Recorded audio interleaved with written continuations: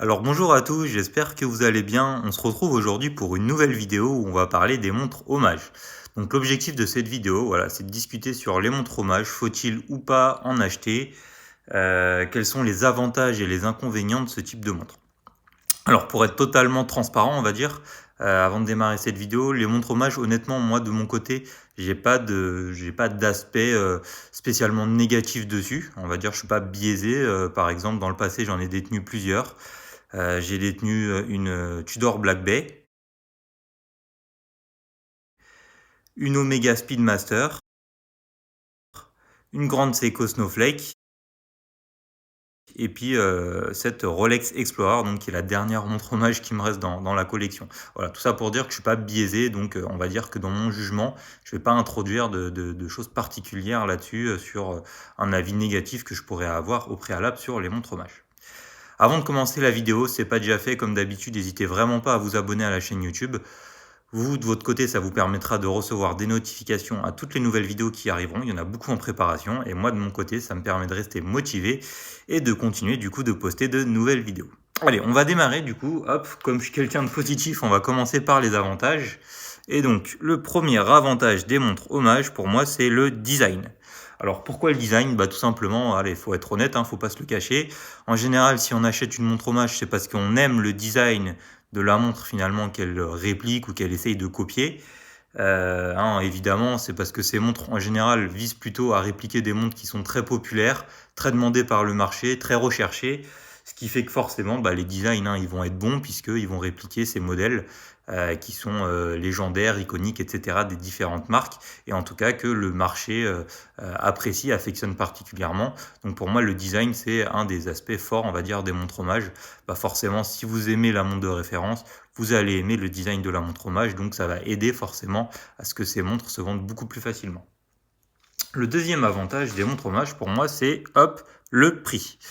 En effet, le prix, c'est même pour moi l'avantage le plus important, on va dire.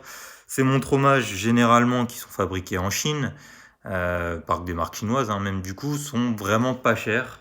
Ça peut démarrer à quelques dizaines, voire aller en moyenne une centaine d'euros, on va dire, par rapport à des montres qui, dans la réalité, coûtent souvent plusieurs milliers d'euros. Forcément, le rapport qualité-prix est du coup vraiment bon. Honnêtement, le prix, c'est quelque chose de difficile à juger. Par exemple, si je prends la vraie Rolex Explorer qui coûte environ 7000 euros et que je prends cette montre-là, oui, je peux dire que la vraie Rolex Explorer est, allez, 2-3 fois meilleure, je sais pas, que cette montre, et donc elle pourrait justifier 2-3 fois le prix. Quand on est sur un rapport de à peu près, 50, c'est le cas entre une montre allez, à 100 euros et une montre qui vaut plusieurs milliers d'euros. Là, on peut clairement se poser la question, est-ce que la Rolex Explorer, ou c'est valable aussi sur l'Omega Speedmaster, ou n'importe quelle montre hommage n'importe quelle montre réelle du coup qui remplace cet hommage, est-ce qu'on peut vraiment dire qu'elle est 10, 20, 30, 40, 50 fois meilleure que la version hommage réplique? Là, du coup, c'est beaucoup plus difficile à dire, c'est quelque chose de subjectif, il va pas forcément y avoir de vraies réponses, on va dire que ça va dépendre un petit peu de chacun, mais à mon sens, non. On a ce qu'on appelle une certaine courbe de la qualité par rapport au prix. On va dire que la qualité monte de manière graduelle jusqu'à un certain prix, et au-delà, on va plutôt payer la marque, certains matériaux, etc. Mais disons que ça va plus uniquement être lié à la qualité intrinsèque de la montre. Dernier avantage, pour moi, ça va être les finitions. Attention, je souligne bien les finitions pour le prix. Alors, qu'est-ce que j'entends par les finitions pour le prix? Tout simplement, avec les progrès de la technologie, aujourd'hui, il est beaucoup plus facile de faire des montres hommage, donc qui coûtent pas cher, mais qui pour le coup ont un très bon niveau de finition. Ça, c'est dû au fait qu'il y a des nouvelles machines industrielles qui soient de plus en plus évoluées. Du coup, les fabricants asiatiques sont capables de faire des montres pour lesquelles la qualité du brossage, du polissage, etc. va être d'un bon niveau de qualité par rapport au prix largement meilleur que ce qu'on pouvait faire par exemple il y a quelques dizaines d'années. Ce qui fait que du coup, oui, les finitions pour le prix sont vraiment bonnes grâce à ces nouveaux outils industriels. C'est également lié à la technologie. Et puis au-delà de ça, via le fait que certains constructeurs de mouvements, par exemple comme Seiko, arrive vraiment à vendre. Donc pour ces montres-là, souvent il y a les mouvements Seiko NH35 par exemple. On a un peu la même chose avec Miyota. Arrive à faire des mouvements qui coûtent de moins en moins cher parce qu'ils sont de plus en plus automatisés dans leur industrialisation et dans leur production, qui coûtent pas cher. Et du coup, ça permet à beaucoup de marques chinoises, même des micro-marques d'ailleurs, d'embarquer ces mouvements, de les emboîter dedans, ce qui permet de réduire finalement le prix global de la montre sans vraiment sacrifier la qualité, parce qu'on a quand même des mouvements très fiables de constructeurs comme Seiko, Citizen, etc. Voilà. Donc pour moi, la qualité, les finitions d'une manière globale pour le prix sont vraiment bons. Alors maintenant, justement, je vous propose de passer aux inconvénients. Le premier inconvénient pour moi, c'est les finitions. Cette fois-ci, non plus par rapport au prix, mais par rapport au haut de gamme. Alors, pourquoi c'est un inconvénient? Tout simplement parce que quand vous êtes habitué à avoir des montres beaucoup plus haut de gamme, donc qui vont coûter cher, donc typiquement des montres à plusieurs milliers d'euros par exemple, disons que vous allez quand même voir, alors oui, la finition elle va être peut-être 2, 3 fois mieux, pas 10, 50 fois mieux comme on l'a dit tout à l'heure, mais vous allez quand même voir honnêtement les écarts à niveau que ce soit sur le brossage, sur le polissage, sur les finitions, est-ce que les index ils vont être mieux appliqués, les mouvements vont être plus qualitatifs, d'une manière globale, il va y avoir moins de jeu par exemple dans le bracelet, les tolérances vont être beaucoup plus fiables, beaucoup plus précises on va dire.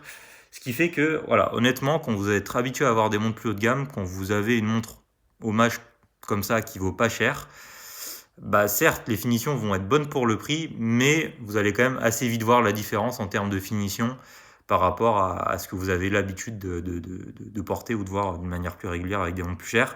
Ce qui fait que, voilà, ça reste comme un inconvénient. On va dire que de loin, oui, c'est très bien. De près, quand vous regardez, vous allez quand même voir pas mal d'imperfections qui, à mon sens, peuvent un petit peu gâcher le plaisir quand on a plus d'habitude d'avoir des montres plus chères. Après, voilà, c'est à vous de voir. On peut accepter d'avoir des finitions de moins bonne qualité, forcément, parce que la montre est beaucoup moins chère.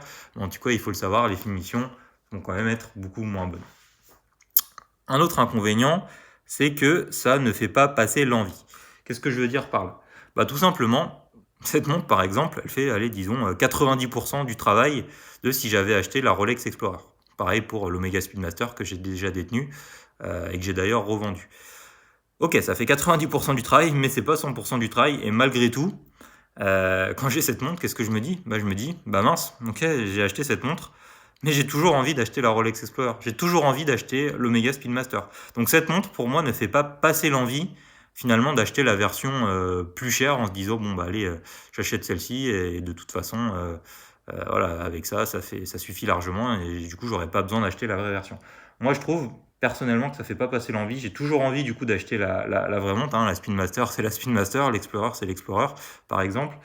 Du coup, ça fait pas vraiment oublier. Donc, du coup, on peut se dire à court terme, oui, ça fait économiser de l'argent. J'achète une montre qui vaut 100 euros, par exemple, par rapport à une montre qui vaut plusieurs milliers d'euros.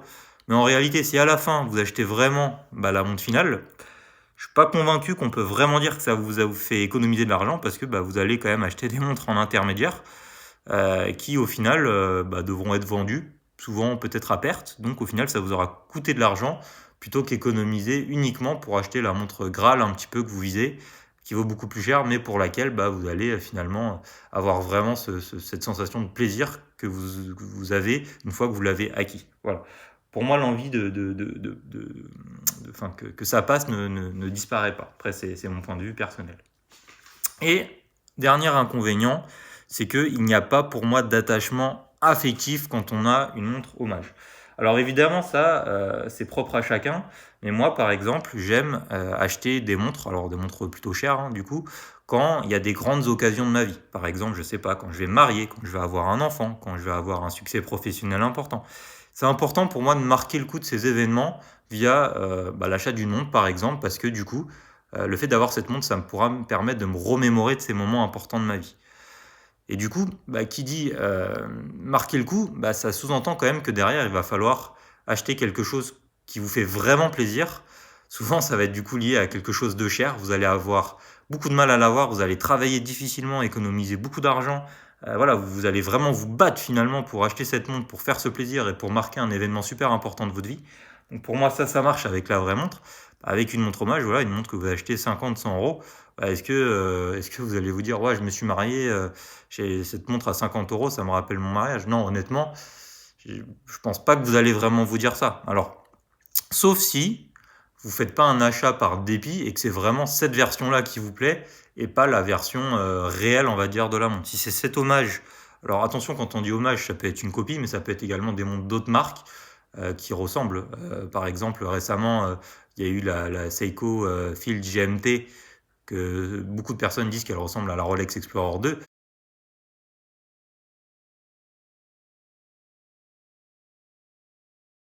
On peut appeler ça un hommage, mais c'est pas directement une montre chinoise qui copie directement. Mais d'une manière générale, voilà. Si vous achetez la version entre guillemets hommage parce que c'est celle que vous préférez, bah dans ce cas-là, aucun problème.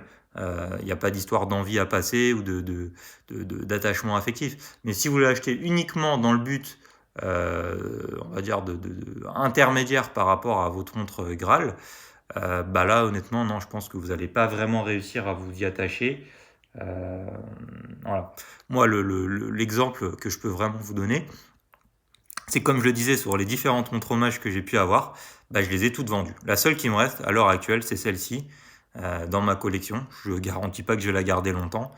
J'ai toujours envie d'acheter l'Explorer, donc je sais que quand je vais l'acheter, bah, celle-là, forcément, je vais la vendre. Mais c'est pour dire voilà, que toutes les autres, je les ai vendues, ce qui fait que ça veut dire que ça marche pas pour moi. Clairement, acheter une montre hommage, je sais que ça suffit pas parce qu'elles sont pas suffisamment bien finies, parce qu'elles n'ont pas un sens émotionnel, affectif, etc. suffisant. Bien que sur le papier, les specs sont bonnes, hein, on peut avoir du verre saphir, des bons mouvements, de l'étanchéité, des finitions correctes, etc. Mais je sais que la part psychologique finalement derrière va faire que bah, je vais pas les garder. Voilà. Après ça, c'est vrai pour moi. Ça ne veut pas dire que c'est vrai pour vous. Donc c'est pour ça qu'il faut bien comprendre pourquoi à la vente vous achetez cette montre hommage. Voilà. Écoutez, j'espère en tout cas que cette vidéo vous aura plu. J'ai fait que partager mon avis personnel. N'hésitez pas dans les commentaires à me dire ce que vous en pensez. J'y répondrai avec plaisir. N'hésitez pas également à liker, partager, etc. la vidéo. Et puis bah, je vous dis à très bientôt pour une prochaine vidéo. Allez, ciao tout le monde.